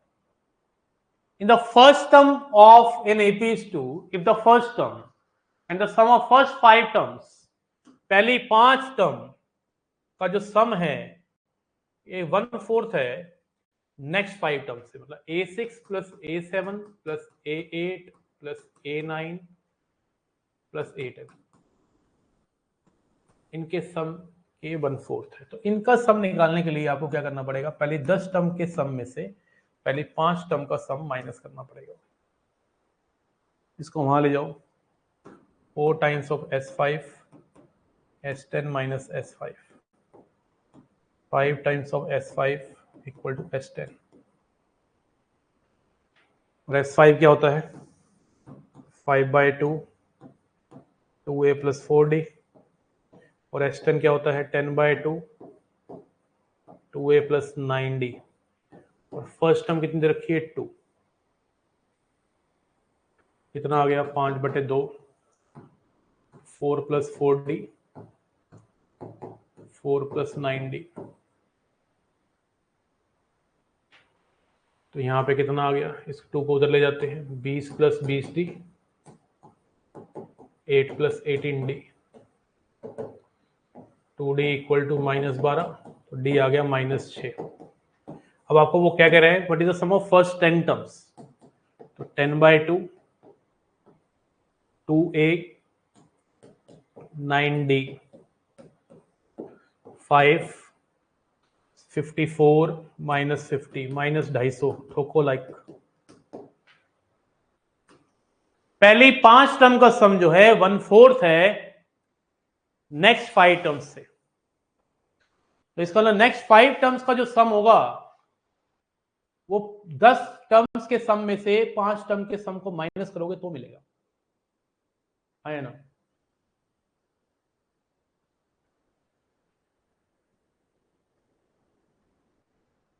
राइट।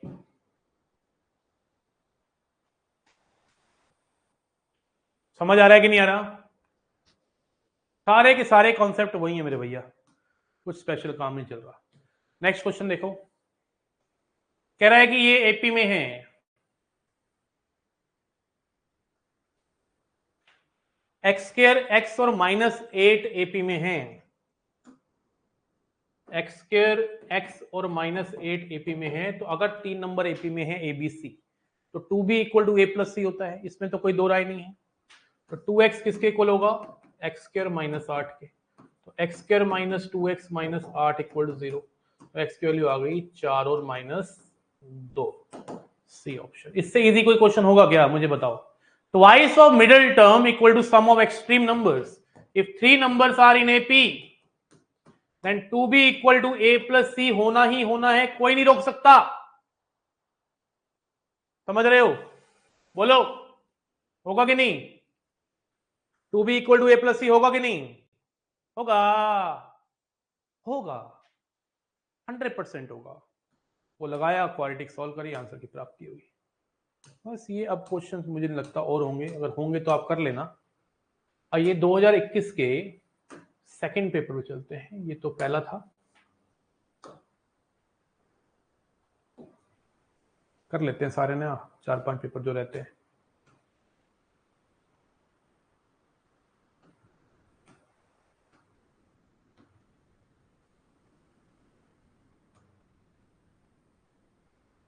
ये देखिए यहाँ पे क्वेश्चन है कि ये नंबर्स एपी में है, सीधा सीधा मेरे लॉग के असाइनमेंट का क्वेश्चन पूछा गया था, मतलब यूपीएससी ने चुरा लिया था ये क्वेश्चन एकदम से। कह रहा है log 2 to the base 10, log 2 की power x - 1 to the base 10 and log 2 की power x + 3 to the base 10, ये क्या है, एपी में है। तो अगर 3 नंबर एपी में है तो twice of middle term equal to sum of extreme numbers. इसको क्या लिख सकते हैं, इसको उधर ले जाएंगे ऊपर और इन दोनों लोग को जोड़ देंगे, तो लॉग से लॉग कट जाएगा, तो ये हमारे पे इक्वेशन बन गई। अब आपके पास दो रास्ते हैं, या तो आप 2 की पावर x को y लेके सॉल्व करिए तो इक्वेशन बन जाएगी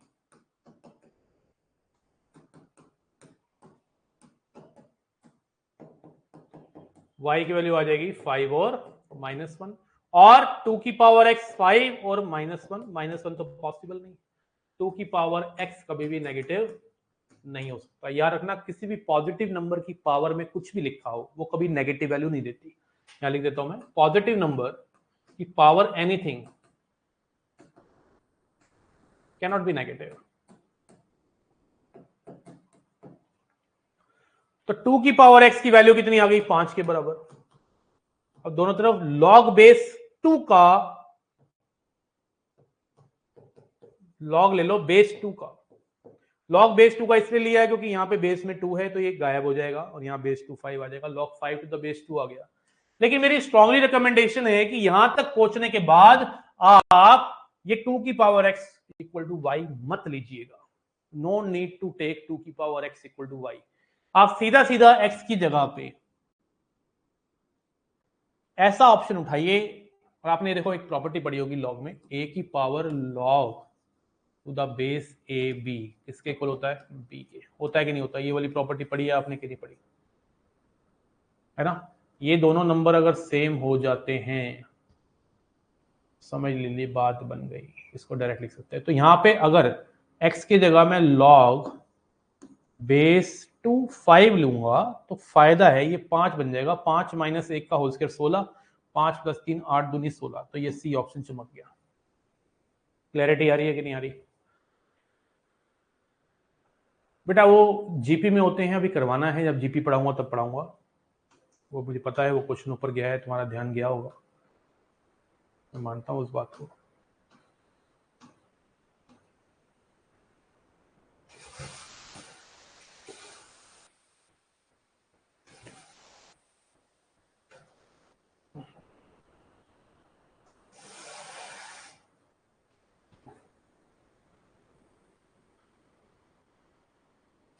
ये सारे के सारे टर्म्स के क्वेश्चन मुझे कराने हैं कि अगर ये एपी में ये किस में होते हैं, ये जीपी में, करीब 15-16 चीजें मैं एक साथ लिखवाऊंगा कि ये अगर इसमें है तो वो किस में है, फिलाना इसमें है तो ढिमकाना किस में है ना। ये सब चीजें मैं लिखवाऊंगा। अभी ये वैसे हुआ नहीं है, डोंट वरी, लेकिन ये क्वेश्चन बड़े इंपॉर्टेंट होते हैं। और देखते हैं कुछ आया हो एपी में से।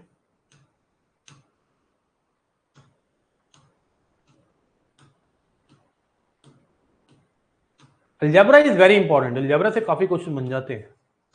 पीएनसी हो गया, मैट्रिक्स डिटर्मिनेंट हो गया, क्वाड्रेटिक कॉम्प्लेक्स हो गया, सेट रिलेशन हो गया, सीक्वेंस हो गया, इनइक्वालिटी हो गई, दे आर इंपॉर्टेंट यार।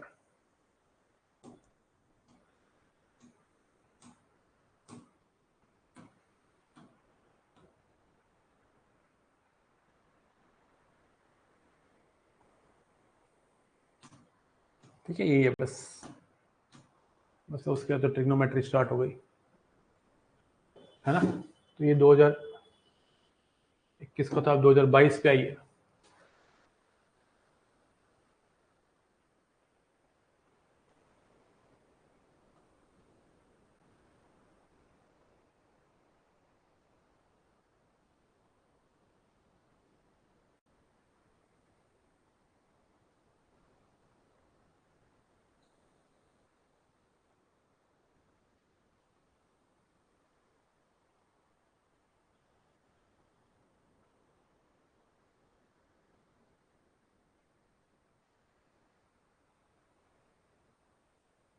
ये फिर से वही क्वेश्चन आ गया, एबीसी जीपी में है, which of the following is correct, ये अभी करवाना है, डोंट वरी। वैसे बताया तो एबीसी अगर जीपी में तो उसकी कोई भी पावर होगी वो भी जीपी में होगी, उल्टा करोगे तब भी जीपी में होगा, लेकिन रूट में कर दोगे तो जरूरी नहीं है जीपी होगा। तो इसका फर्स्ट एंड सेकंड था, अभी करवाएंगे आपको। ये फिर से वही क्वेश्चन एक और आ गया, तो इस टाइप के क्वेश्चन मैं आपको करवाना चाहता हूँ बहुत अच्छे तरीके से। सबके मिक्स जब सारा का सारा कंटेंट हो जाएगा तो एक क्लास रख लेंगे आधे घंटे की, इसमें बताऊंगा अगर ये इसमें तो इसमें होगा, ये होगा तो इसमें तो ये होगा, ये सब चीजें कर लेंगे।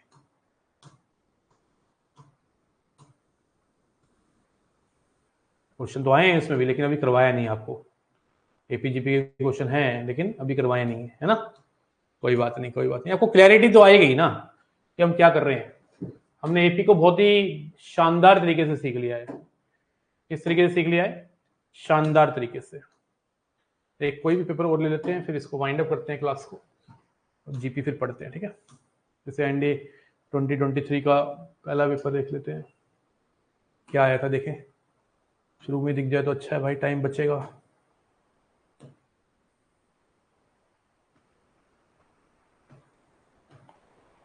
छुपा होता है यार नीचे बीच में क्वेश्चन ना, एक एपी का सीक्वेंस सीरीज का, ना तो ऊपर आता है ना नीचे आता है, ऐसी कोई जगह नहीं है, कहीं भी आ जाता है। देखिए यहाँ पे क्वेश्चन आया हुआ है एपी का, खूबसूरत सा है, और दो क्वेश्चन है एपी के, दोनों कर लेते हैं। जरा पहले इस क्वेश्चन को देखते हैं। The first and second term of N AP are 5/2 and 23/2। तो फर्स्ट टर्म तो हो गई 5/2 एंड सेकेंड टर्म हो गई 23/12। तो कॉमन डिफरेंस कितना आ गया? 23/12 माइनस 5/2, 12, 23 माइनस 30 माइनस 7/12, ये आ गया कॉमन डिफरेंस। उसके बाद nth term is the largest negative term, what is the value of n। तो कौन सी टर्म लार्जेस्ट नेगेटिव टर्म होगी, है ना। तो भाई देखते हैं, पहले इसकी जनरल टर्म निकाल लेते हैं। जनरल टर्म निकाल के ही सब चीजें डिसाइड होती है, और जनरल टर्म का मतलब होता है nth टर्म। a कितना है 5/2 प्लस n माइनस 1 डी कितना है -7/12। तो यहाँ पे अगर मैं इसको सॉल्व करता हूँ तो 30 - 7 n - 1 अपॉन में 12 कितना आ जाएगा 30। ये आ जाएगा 37 - 7n/12। इसको नेगेटिव होना है, क्या होना है नेगेटिव। तो 37 - 7n <0 -7n -37 n की वैल्यू आ गई 37/7 से छोटी, 7 × 5 = 35, तो n की वैल्यू आ गई 5 पॉइंट समथिंग। 5 पॉइंट समथिंग से छोटी n की वैल्यू होगी अगर इसको आपने नेगेटिव करना है ना। तो पांचवी term, what nth term is the largest negative term. Negative term की शुरुआत तो एक से ही हो जाएगी। देखो n की वैल्यू 5, 4, 3, 2, 1, पांचों जगह पे ये चीज नेगेटिव हो रही है। आप देख लो 5 डाल के, 5 डाल के n की वैल्यू 5 डाल के कितना आ रहा है, डालो 5, 5 × 7 = 35, तो पॉजिटिव आ रहा है। फर्स्ट टर्म कितनी है 5/2 n - 1 डी कितना है 23/12 में से 5/2 गया 6, 23 - 2 = -7/12 a plus n - 1 D 12, 6 × 5 = 30 -7n + 7 37 - 7 negative. इसको नेगेटिव रखना है तो n की सबसे लार्जेस्ट वैल्यू क्या होगी जब ये नेगेटिव होगा। n की वैल्यू अगर 1 रखूंगा तो पॉजिटिव होगा, n की वैल्यू 2 रखूंगा तब भी पॉजिटिव होगा। ठीक है, इसको नेगेटिव रखने के लिए n को बहुत बड़ा होना पड़ेगा, इसकी लार्जेस्ट का तो अंत ही नहीं है यार। लेकिन n की अगर मैं स्मॉलेस्ट वैल्यू पूछूं तो क्या होगी जब ये लार्जेस्ट होगा, जब ये नेगेटिव होगा। तो सोचने वाली बात है, इसको मैंने नेगेटिव के इक्वल रख दिया तो n की वैल्यू आ गई कितनी, उधर चला गया, n की वैल्यू आ गई 5, ग्रेटर देन का साइन हो जाएगा, इनइक्वालिटी चेंज हो जाएगी ना, 6 हो गया। n की वैल्यू 6 डालने से नेगेटिव आएगा, 7 डालने से भी नेगेटिव आएगा, 8 डालने से भी नेगेटिव आएगा, 50 डालने से भी नेगेटिव आएगा, है ना। अब वो कह रहा है लार्जेस्ट नेगेटिव टर्म क्या होगी, लेकिन ये है कि जो भी तू नेगेटिव वैल्यू डालेगा ना वो बहुत ज्यादा नेगेटिव होती चली जाएंगी। अब बहुत ज्यादा नेगेटिव होने का मतलब नंबर छोटा होता जा रहा है। लार्जेस्ट नेगेटिव वैल्यू तो तभी होगी जब नेगेटिव पे छोटा नंबर आएगा। तो n की वैल्यू 6 डालने पे, यहाँ पे ना इनइक्वालिटी का साइन ग्रेटर देन था ना, तो n की वैल्यू 5 पॉइंट समथिंग से बड़ा होना चाहिए। तो n की वैल्यू आ गई 6, 7, 8, 9 एंड सो इंफिनिटी तक। तो n की तो इनफाइनाइट वैल्यूज हैं जब ये नेगेटिव वैल्यू देनी स्टार्ट करेगी टर्म। लेकिन सबसे लीस्ट, सबसे बड़ी नेगेटिव वैल्यू पूछ रहा है, मतलब largest negative term. Largest negative term का मतलब होता है कौन सी टर्म है जो सबसे बड़ी है। तो ऑब्वियस सी बात है, जितना बड़ा नेगेटिव नंबर होगा उतना छोटा होता है, और जितना छोटा नेगेटिव नंबर होगा उतना बड़ा होता है। लार्जेस्ट नेगेटिव टर्म तो होगी जब ये जस्ट नेगेटिव आनी स्टार्ट होगी, n की वैल्यू 6 पे, बी ऑप्शन। n की वैल्यू 6 पे जो नेगेटिव टर्म आएगी वो लार्जेस्ट होगी। ये नहीं पूछ रहा कि कौन सी टर्म होगी जिसमें टर्म बहुत ज्यादा नेगेटिव होगी, ये नहीं पूछ रहा। बहुत ज्यादा नेगेटिव वाली टर्म तो इनफाइनाइट होगा, n बढ़ाते जाओ। तो कह रहे जो सी टर्म आ रही है वो लार्जेस्ट होनी चाहिए, वो बड़ी होनी चाहिए। तो बड़ी वैल्यू जो है वो छोटे n पे आ रही है, क्योंकि अगर अब मैं n की वैल्यू 10 डालूंगा तो बड़ी नेगेटिव आएगी। बड़ी नेगेटिव का मतलब टर्म छोटी हो जाएगी। हमें n की वैल्यू 6 डालने पे लार्जेस्ट टर्म मिल रही है नेगेटिव, वो है 6। ठीक है बेटा, एक तो एक क्वेश्चन आया, अच्छा क्वेश्चन था, टाइम पास। उसके बाद देखो एक क्वेश्चन ये लग रहा है मुझे कुछ ठीक सा, इसमें बोला हुआ है कि in an AP the first term is x, first term कितना है x, and the sum of first n terms is 0।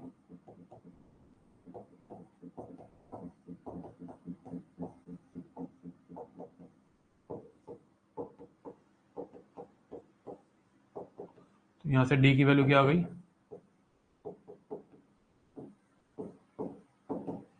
D भी आ गया, ये तो पहले दे रखा है। Sum of next M terms, next M terms का सम निकालना है, तो आपको m प्लस n टर्म में से n टर्म्स को माइनस करना पड़ेगा, राइट। इसे मान लो आपको पहली 6 टर्म का सम दे रखा है, अब मैं आपको बोलूं अगली 4 टर्म का सम निकालो,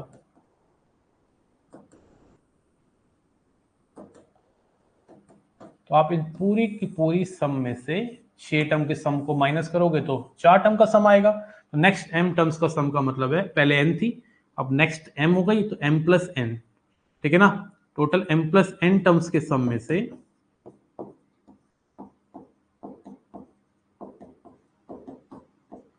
क्या माइनस करना है, पहली n टर्म का सम, और फर्स्ट n टर्म का सम कितना है 0, ये आ गया।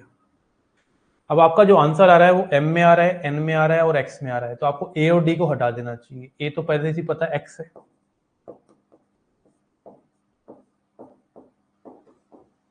आपको d को भी हटा देना चाहिए, और d आपने निकाला है,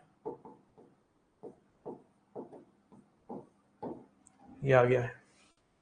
तो यहां से मेरे बच्चे m प्लस n, क्योंकि ये 2 और ये 2 और ये 2 तो कट जाएगा, x कॉमन ले ले, क्या बचा 1 प्लस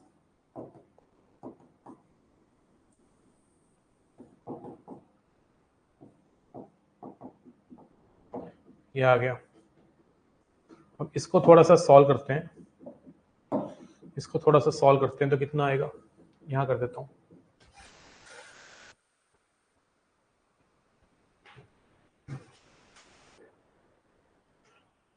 कितना आ गया, x m plus n upon में n minus one minus m minus n plus one, ये कट गया, ये कट गया, ये कट गया, ये कट गया, माइनस कॉमन ले लेंगे तो कितना आएगा, m x m plus n upon में 1 minus n, m x m plus n over 1 minus n, B option.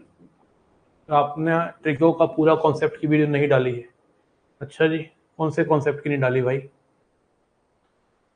क्या रहेगा मेरे बच्चे, मुझे बता दे यार। तुम जरूर अभ्यास बैच के स्टूडेंट लग रहे हो, बहुत जल्दी जल्दी में पढ़ते हो, जरूर तो अभ्यास का ही बच्चा है, कंफर्म बात है। क्या नहीं डाला बेटा बता, कुछ रह गया तो बता, मैं डाल दूंगा। है विकास बच्चे,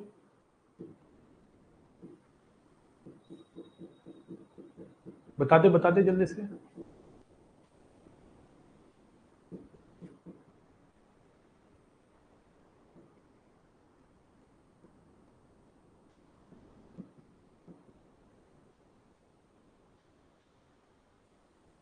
अब बोल नहीं रहा,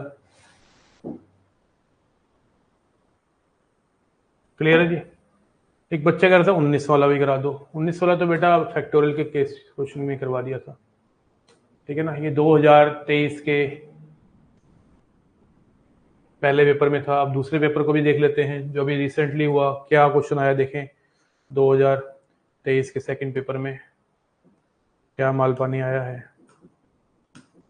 थोड़ा सा ऊपर नीचे करना पड़ेगा, देख लेते हैं। 19 बेटा अभी फैक्टोरियल जब मैं पढ़ा था तभी करवा दिया था यार, उसका कुछ लेना देना नहीं है ना। देखो यहाँ पे एक क्वेश्चन दे रखा है, अच्छा ये बताओ, चलो ये एपी का है कि नहीं, चलो ये देखते हैं पहले तो आपको ये समझ आ रहा है कि ये एपी का है कि नहीं। अगर तुम्हें ये समझ आ गया कि ये एपी का है तो भाई इसका मतलब तुम्हें समझ आ रहा है। एन टर्म एनथ टर्म दे रखी है 2n प्लस 5/7, तो क्या ये एपी की एनथ टर्म है, बताना जरा। यस, क्योंकि मैंने बोला था एपी की जो एनथ टर्म होती है वो एक लीनियर फंक्शन होती है, तो ये एक लीनियर फंक्शन है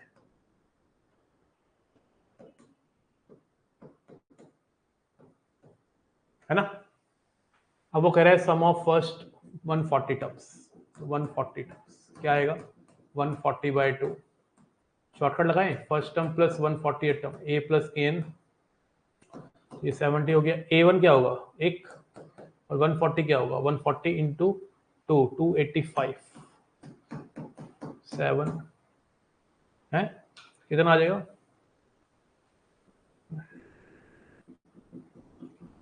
140 कितना आएगा, 140 285/7 और 1 डालेंगे कितना आता है 285/7, 7 ये हो गया 10, 2857 292 2920 सी ऑप्शन।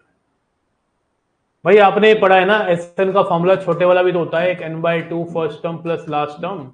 अगर वो कह रहा है कि 140 टर्म का सम निकालना है तो पहली टर्म और 140 टर्म का सम करो और 140/2 करो। कोई बुराई है क्या? है कोई बुराई लग रही है तुम्हें इसमें? कोई बुराई नहीं है बेटा, ठीक है।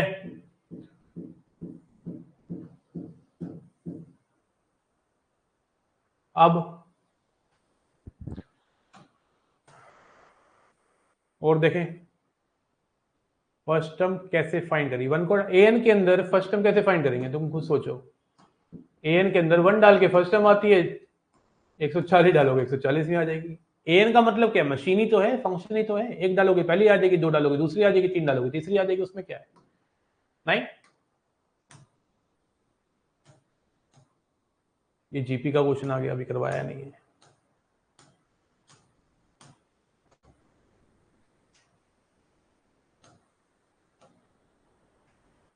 ये एचपी का क्वेश्चन आया है, अभी एचपी करवाई नहीं है। आ ही रहे हैं 3-4 क्वेश्चन। नंबर लेना है एपी जीपी एचपी से बड़ी बात नहीं रहेगी। आज चौथी क्लास है हमारी एपी की। एपी सबसे ज्यादा टाइम टेकिंग रहता है। एपी का मैंने सारा डाटा दे दिया है आपको, घोल के पिला दिया एपी। हमारा वक्त आएगा जीपी का एचपी का, खत्म करेंगे उसको। 12 तारीख को 3D क्लास रखी है लंबी, 5 क्वेश्चन वहां से उठा लेना, 5 क्वेश्चन वहां से उठा लेना मेरे दोस्त, ठीक है जी। तो एपी खत्म है, फिनिश है, उसको बारे में नहीं सोचना है। इसका क्वेश्चन अब आप घर पे कर पाओ, पेपर में कर पाओगे इजीली, ठीक है। मिलते हैं नेक्स्ट क्लास में। Thank you so much, bye bye, take care, जय हिंद, जय भारत। तो वो सेम नंबर वाला कॉन्सेप्ट बता दो सर, एग्जांपल से सेम नंबर वाला कॉन्सेप्ट बता दो। ई 2 2 2 2 2, मैं ये कह रहा हूं कि 0 0 0 0 0, क्या ये एपी में है?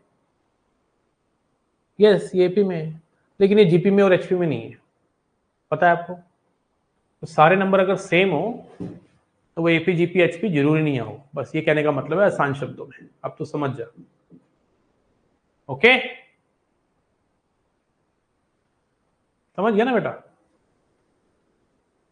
सेम नंबर जब सब होते हैं तो जरूरी नहीं है एपी जीपी एचपी तीनों। बात उल्टी लिखी हुई है बुक्स में, सारे के सारे एपी जीपी एचपी में होते हैं। एक्सेप्शन दे दी मैंने आपको, ठीक है। ओके जी, चलो।